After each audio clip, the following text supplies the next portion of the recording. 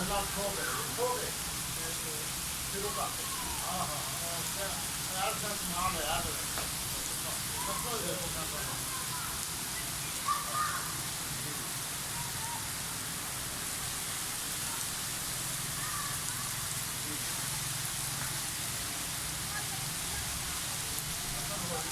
काम हो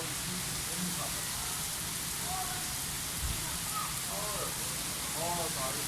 आई बहुत आई चीज़ जाती हो गई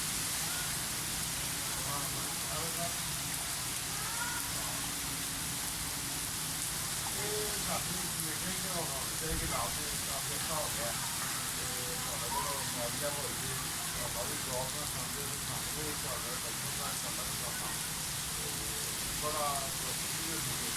बड़िया सारी जगह वो मैं पंजाब के महान था बड़े बड़े तैयार हो गए